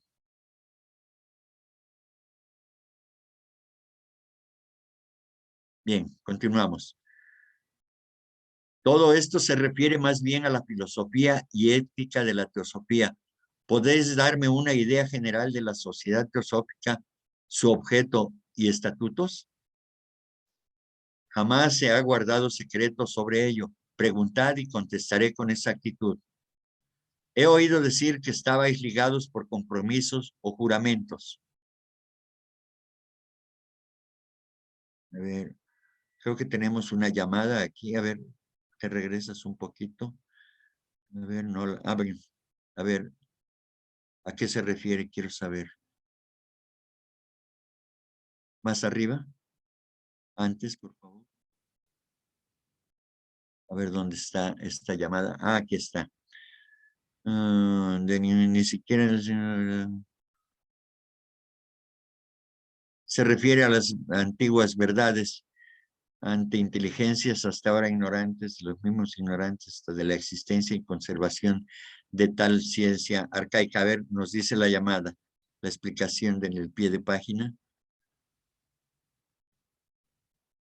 Está de moda particularmente desde hace poco tiempo ridiculizar la noción de que haya existido nunca otra cosa más que impostura sacerdotal en los misterios de pueblos grandes y civilizados, como lo fueron los egipcios, los griegos o los romanos. Preténdese que hasta los rosacruces mismos eran una especie de lunáticos y de impostores. Numerosos libros se han escrito acerca de ellos y principiantes que apenas conocían ese nombre pocos años antes, se han presentado como grandes críticos y gnósticos acerca de la alquimia, de los filósofos del fuego y del misticismo en general. Se sabe, sin embargo, que una larga serie de hierofantes de Egipto, de la India, de Caldea y de Arabia, así como los más grandes filósofos y sabios de Grecia y del Occidente, incluyeron bajo la designación de sabiduría y ciencia divina todo conocimiento porque consideraban la base y el origen de todo arte y ciencia como esencialmente divino. Platón tenía por sacratísimos a los misterios y Clemente de Alejandría, que había sido iniciado en los misterios eleusinos, declaró que las doctrinas que en ellos se enseñaban contenían la meta de todo saber humano. ¿Eran Platón y Clemente dos impostores, dos locos o ambas cosas a la vez? Y ya vimos que no. Hoy abrevamos de esa maravillosa fuente de la enseñanza filosófica que nos dejó Platón, porque es eminentemente teosófica. Bien, la pregunta nuevamente. He oído decir que estabais ligados por compromisos o juramentos.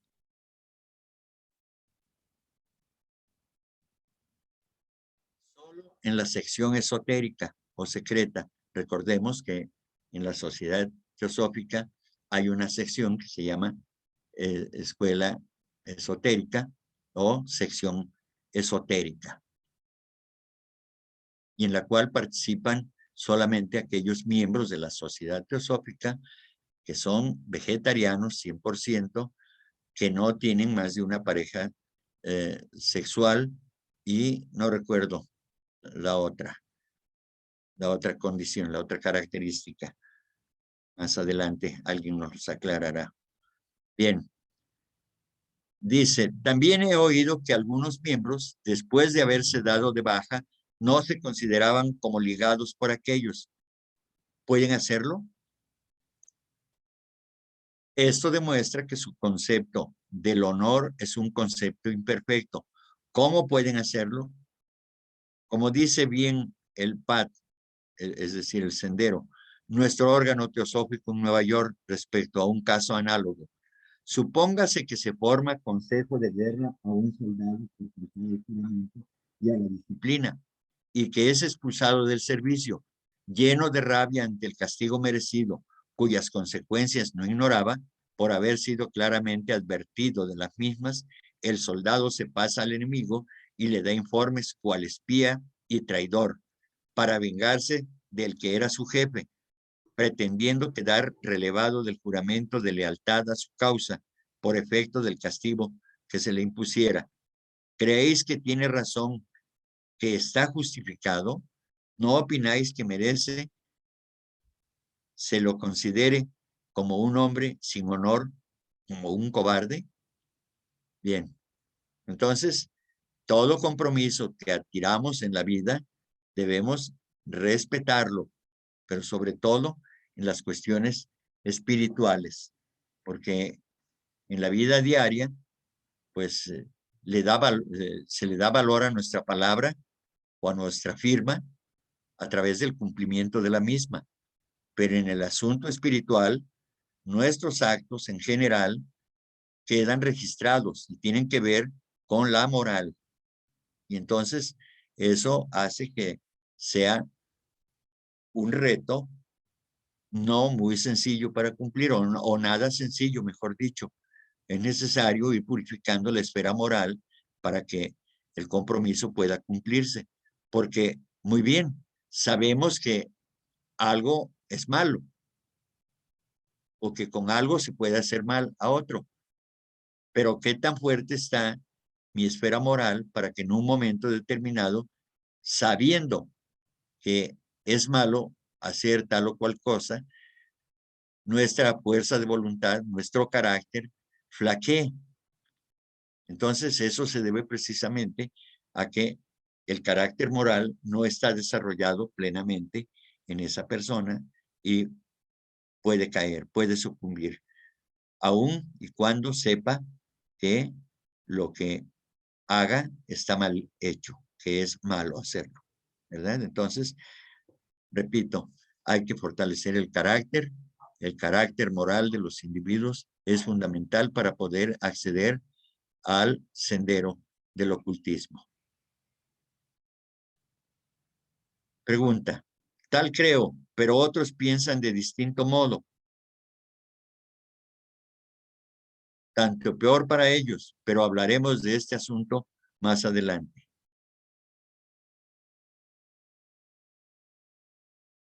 Bien, pues vamos a iniciar el tercer capítulo. La labor de la sociedad teosófica, fines de la sociedad.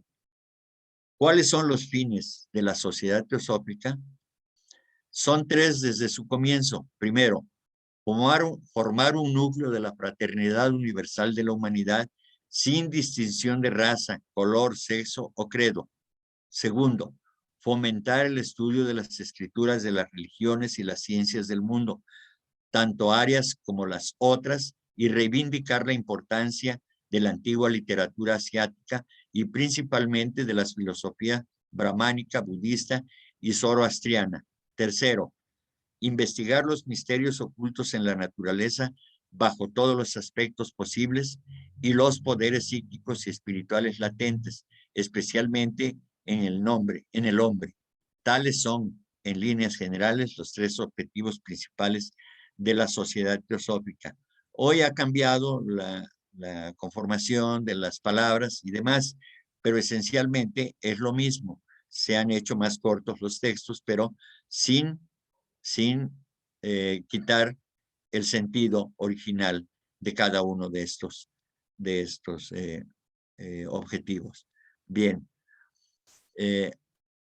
¿Por qué formar un núcleo de la fraternidad universal de la humanidad sin distinción de nada? Bueno, porque entendemos que provenimos de una misma fuente y que solamente la mente concreta, que es separatista, que discrimina, nos hace creer que estamos separados. Y como no tenemos un desarrollo espiritual suficiente, creemos que estamos separados.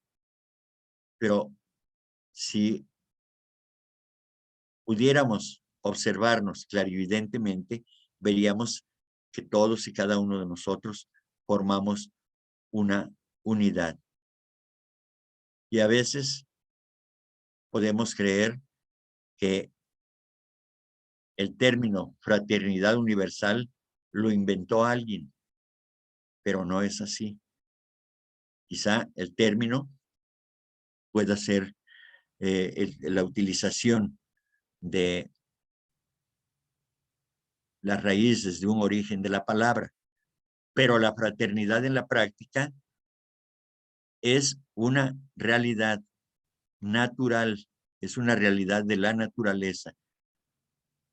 No es un invento de nadie. La fraternidad no es un invento de ninguna organización ni de ningún personaje. Dice la señora Blavatsky, la fraternidad es.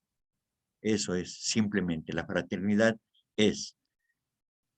Y existe porque emanamos de la misma fuente. Bien. Hemos visto que aquí, en la Sociedad Teosófica, podemos hablar de cualquier tema que tenga relación con el desarrollo humano, sea filosofía o sea ciencia o sea religión, caben todos en el mismo formato, todo cabe aquí. Lo importante es de darle ese sentido de elevación espiritual.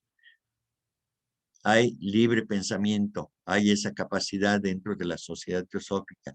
Se permite que seamos libre pensadores, porque cada uno de nosotros tiene derecho a creer en lo que cree. Nosotros no tenemos derecho de criticar o de prohibir a los demás que crean como nosotros creemos en algo. Entonces, ese es un gran valor que tiene la Sociedad Teosófica, ¿sí? El libre pensamiento para todos, siempre y cuando haya respeto por las ideas y la personalidad de los demás. Eso es fundamental, por los derechos de los demás. Bien, y entonces, en tanto tengamos la capacidad de aceptar y hacer un estudio comparado de ciencia, filosofía y religión, entonces quiere decir que somos seres humanos que ya entendimos que debemos buscar en cada una de las actividades que conciernen a la humanidad la verdad última, que es la divinidad, porque en todo está la divinidad. Y el tercero es investigar los poderes, es decir, sí, los poderes, los misterios ocultos de la naturaleza y los poderes latentes que existen en el hombre. Eso es lo que estamos haciendo. Desde luego que este último aspecto es el más difícil de todo. ¿Por qué? Porque no tenemos todavía el desarrollo suficiente para poder desarrollar estos poderes. Pero hoy sabemos que están ahí y nos corresponde a cada uno de nosotros hacerlos vivos, hacerlos activos. Es a nosotros, a nadie más. Cuando digo a nosotros, quiero decir individualmente, cada uno de nosotros debe hacerse responsable de buscar ese poder, el desarrollo de los famosos CIDIs, pero de manera responsable, no impulsados por un deseo de poder para poder dominar a otros, sino con el objetivo de servir a los demás, poner ese poder al servicio de los demás. Eso es lo que se busca al desarrollar cada uno de los poderes que tiene latente el hombre en sí mismo, y que algún día serán potentes, pero que mientras tanto debemos solamente tratar de desarrollar un poder que es fundamental para todos los otros, el poder del amor. Ese es el que debemos desarrollar. Sin amor no hay fraternidad, sin amor no hay conexión con el espíritu. Por ello debemos desarrollar ese poder, el poder del amor, que es el más grande de todos los poderes. Y no es una cosa sencilla, porque estamos llenos de...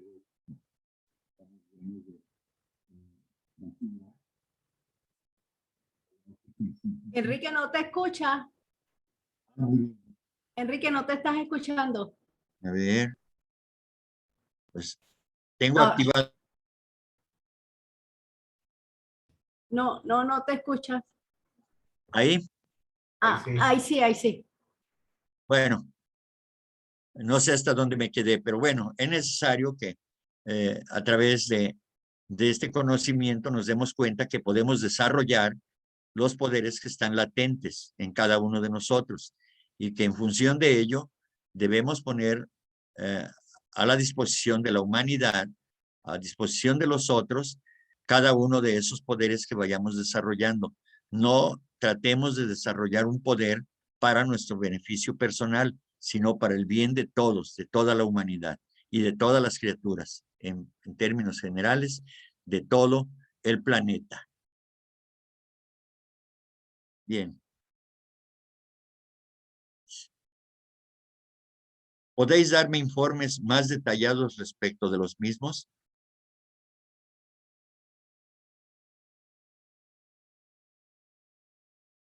La respuesta es, podemos dividir cada uno de esos tres objetos en tantas cláusulas como fuesen necesarias. Pregunta, empecemos en tal caso por la primera. ¿De qué medios os valdréis para despertar semejante sentimiento de fraternidad entre razas completamente distintas en sus religiones, costumbres, creencias y modo de pensar?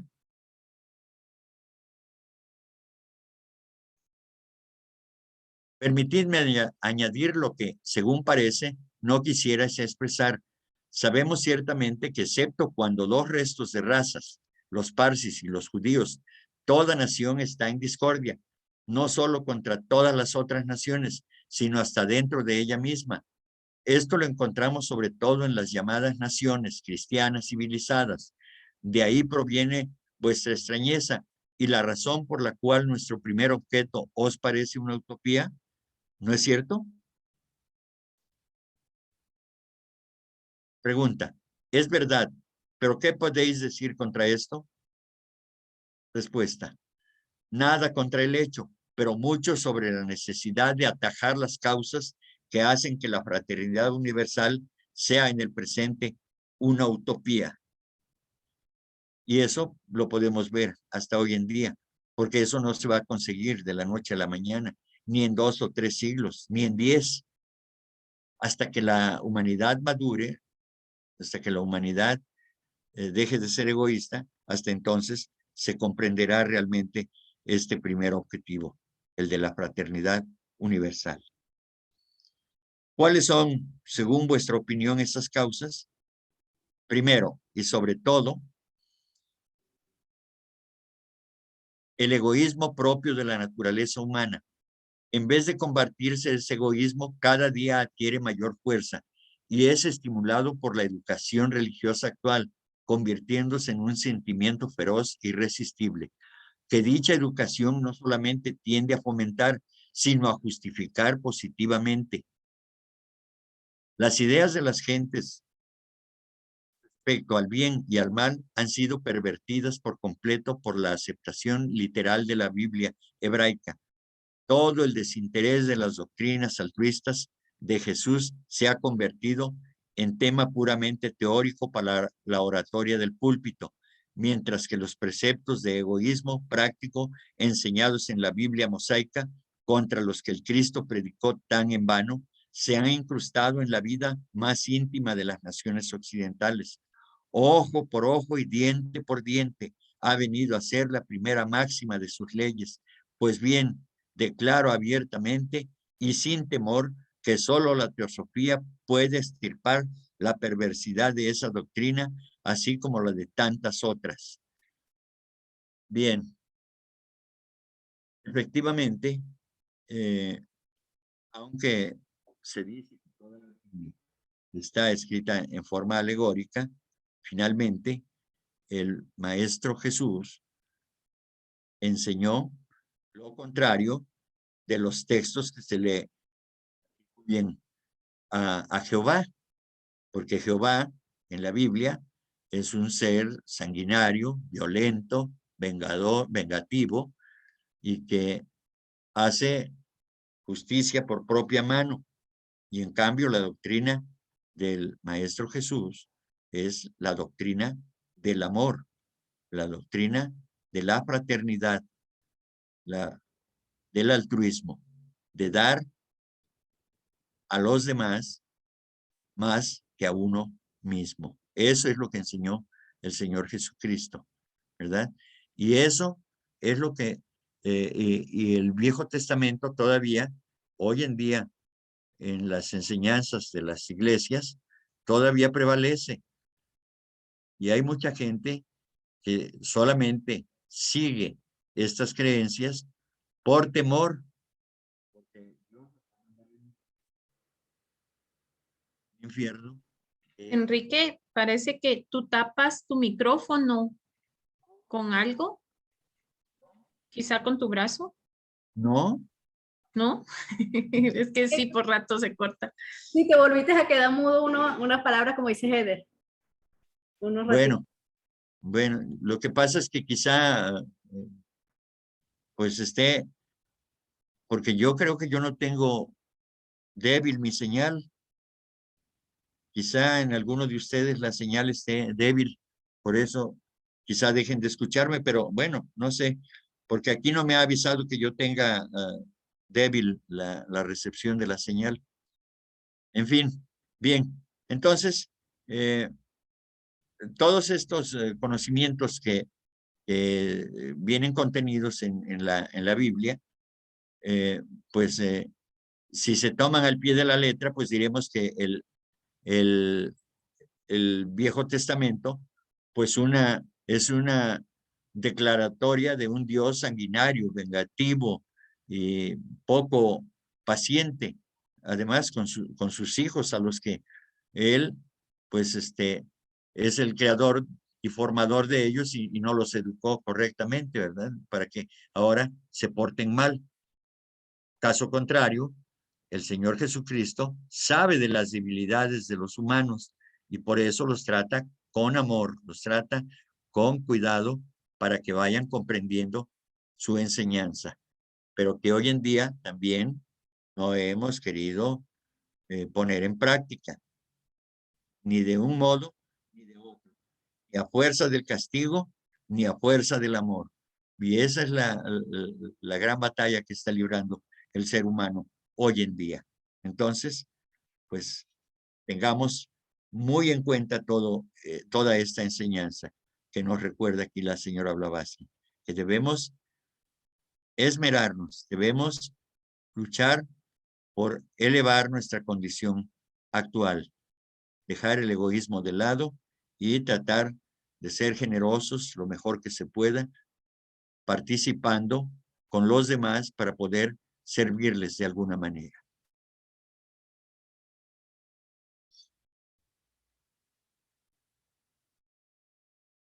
Bien, creo que hasta aquí lo dejamos para continuar en la próxima sesión. Si hay alguien que desee preguntar algo o participar de alguna manera, queda abierta la posibilidad.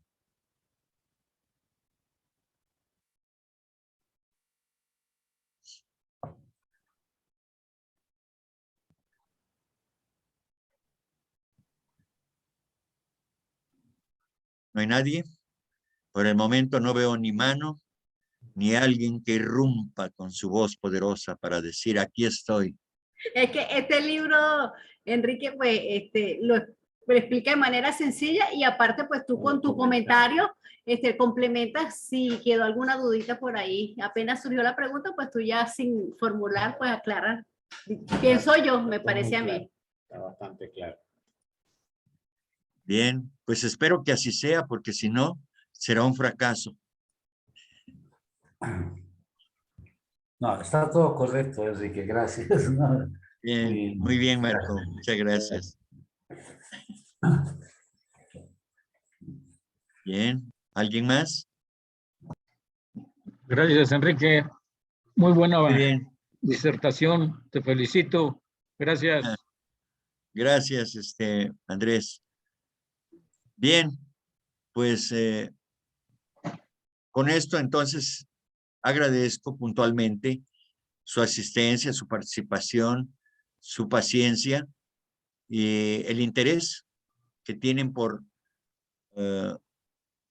continuar en el estudio, que de alguna manera nos habrá de servir, si no en esta vida, en las futuras vidas, pero va a servir. No se pierde nada en la naturaleza, recordémoslo siempre. Siempre hay algo que queda para nuestra historia como almas, como seres reencarnantes, y eso es lo valioso de todo esto, que una vez escuchado algo, una vez aprendido algo, ya no se va a borrar de nuestras vidas, va a quedar pegado ahí, va a ir como compañía permanente de nosotros. Muchas gracias, Enrique. Un abrazo, Olga. Encantada. Eres un gran maestro. Nos enseñas, nos explicas todo muy bien. Pues hago un esfuerzo por tratar de aclarar las dudas que tengan. Y ustedes me ayudan también. Y les agradezco a ustedes nuevamente por estar, porque es la ruta que nos hemos trazado y acompañado por ustedes. Bueno, pues yo me siento muy bien porque me dan la oportunidad de poder compartirles y de aprender con ustedes también, desde luego, porque yo aprendo todos los días de ustedes. Yo siento que usted y todos los compañeros a mí me dan fuerzas en este aprendizaje, porque como ya le conté una vez, soy muy nueva en esto, pero es maravillosa enseñanza. Bien, a veces puede uno ser nuevo en esta vida, pero Sí. si llegó aquí a este espacio, Olga, es porque ya trae Sí. algo en el alma, algo grabado ahí, como dije anteriormente. Entonces, Sí. estamos retomando únicamente el Así. sendero que ya habíamos hollado, que ya habíamos transitado de alguna manera y que hoy se vuelve a manifestar porque llegó el momento de que nuevamente tengamos contacto con esta sabiduría. Cuando aceptamos esto, es porque ya lo hemos aceptado en otra vida, sin pertenecer a la sociedad teosófica, porque no existía. Lo más seguro es de que todos los que estamos actualmente aquí encarnados, pues por lo menos creo que de 500 años hacia atrás es cuando hemos estado anteriormente aquí, ¿verdad? Quizá algunos más rápidamente porque su evolución le permita, y quizá otros hasta más de 1000 años, no lo sabemos, pero de que ya hemos tenido contacto con este conocimiento, lo hemos tenido seguramente. Felizmente. Bien, así es. Bueno, buenas noches y muchas gracias. Gracias. Gracias, Enrique. Bien, pues Gracias, entonces Enrique, gracias. aquí nos despedimos por el momento, continuamos la próxima semana. Muchas gracias. Un abrazo al corazón. Muchas gracias, Enrique. Gracias, buenas noches. Carmen, Gracias, Enrique, bienvenida bye. nuevamente. Buenas Daniel, noches. dile a Carolina que te preste el libro. Sí, es verdad, es verdad. Ahí lo tienes en casa. Y preguntándole a Enrique Andrés, ay, a mí me dio risa con la cosa. Es que de pronto me confundí, dije, fue Carolina o quién fue quien me lo envió, pero dije, no, sí fue ella. Sí, sí fue. Así Ay, sí, es. pero oye, me dio Heder, tanta risa. nos vemos mañana, Heder. Saludos, Daniel. Saludos, Carolina. Nos vemos mañana. Feliz noche. Bye. Buenas noches. Hasta luego, Bye, bye. bye. Gracias, Bye. Enrique. Bendiciones Buenas para noches. todos. Bye. Gracias, Buenas Enrique. noches. Para todos. Buenas noches. Buenas noches. Enrique, cuando quieras, cierra. Así, muchas gracias. Chao, José. Enrique, por cierto, Enrique. Ajá, Si no ¿qué fue le- Enrique, no. No, no, ahí está. Enrique, aquí está. que te iba a comentar hablando del caso del libro, que yo no sabía que había sido caro. Cualquier libro que necesites en PDF, yo tengo algunos, yo me he dado la tarea de recopilar libros a través de internet en PDF, libros teosóficos. Si necesitas alguno, con gusto me avisa, o si alguien necesita alguno, si lo tengo, con mucho gusto les comparto el PDF. Bueno, pues ahí está el chat Gracias. para preguntar si tenemos algún libro. Pueden Correcto. preguntar con toda libertad para Correcto. que lo pueda enviar el hermano Daniel. Correcto, con gusto. Bien, muy bien. Otra cosa que se me estaba olvidando, que de hacerlo de manera general, que probablemente lo más seguro es que ya el martes próximo estemos en la sede nacional, ya presencialmente, y vamos a empezar a sufrir allá para poder contactarnos vía Zoom, porque a lo mejor no es muy buena la señal allá, pero vamos a hacer lo necesario para acercar el módem de tal manera que no nos dé una señal debilitada. Y bueno, de todas Y es maneras, el mismo martes, Enrique, tus reuniones presenciales son el mismo martes. sí. Sí, de todas maneras, en el curso de estos días, antes de que llegue el martes, voy a tratar de grabar de alguna otra manera, aunque no diga exactamente lo que dije aquí, porque siempre dice uno cosas diferentes. No tiene un script escrito, salvo lo que leí de Damodar y Pablo, pues sí, y de los demás apoyos. Pero en lo que se refiere a la clave de la teosofía, ahí sí es de lo que el conocimiento que yo tengo y hago mis propias conclusiones y para comentarles a ustedes. Solamente aunado al comentario, a la respuesta que da la señora Blavatsky, y derivado de ello, ya ven que yo pongo de mi conocimiento, el poco que tengo, pues lo que puedo ofrecerles, ¿sí? Pero sí, es con mucho gusto siempre, desde luego. ¿Ok? No sé, muchas gracias. Entonces, de esa manera trataré de solucionarlo, aunque sea en Ojalá audio. que salga perfecto también ahí para los que estamos lejos. Así ¿Verdad, es. José? Ok, muchas gracias. Gracias. Buenas noches. chao, Enrique. Gracias. Bye. Bendiciones. Muchas gracias. Bendiciones a Hasta todos. luego, hermano Cleofas. Ray, a todos. Hasta luego.